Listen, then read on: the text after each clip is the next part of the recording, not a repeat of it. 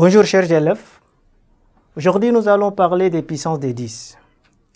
La puissance de 10 est définie comme le produit de n puissance ou bien le produit de n facteurs égaux à 10. C'est ça la définition la plus facile. C'est une partie particulière des types de puissance d'une manière générale, mais ici l'élément qui se répète c'est le nombre 10.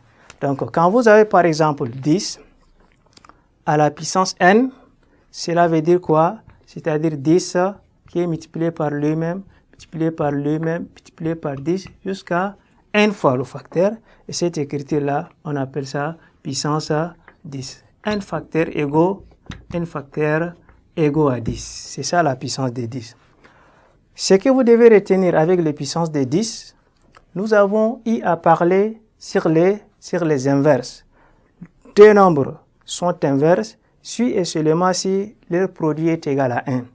Cette fois-ci, l'inverse de 10 à la puissance n est noté 10 à la puissance moins n.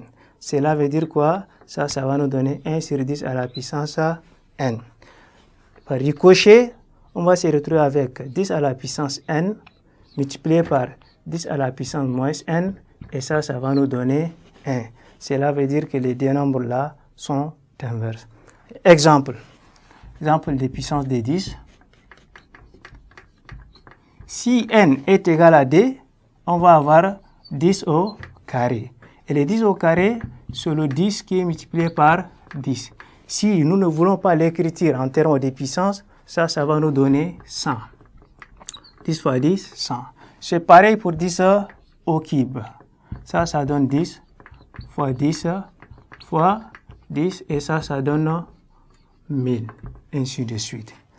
Je donne l'exemple sur l'inverse des puissances. Si vous avez par exemple 10 à la puissance moins 1, cela veut dire quoi? Cela veut dire que vous avez une écriture du genre 1 sur 10.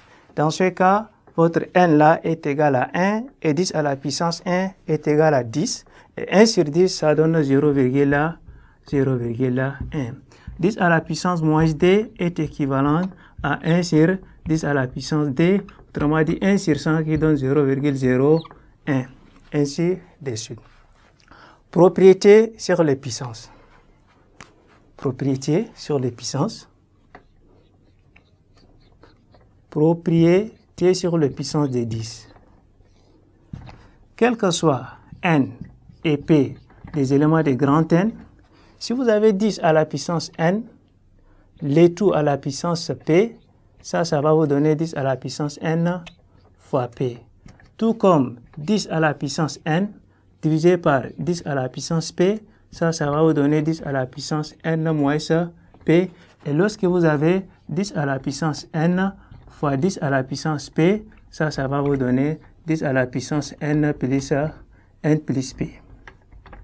n plus p. On appuie ça avec un exemple. Je prends 10 à la puissance 3, le tout c'est 10 à la puissance d, ça donne 10 à la puissance 3 moins d qui est représenté par 10 à la puissance n sur 10 à la puissance p. Et 3 moins d ça donne 10 à la puissance 1 et tout nombre à la puissance 1 est égal à lui-même.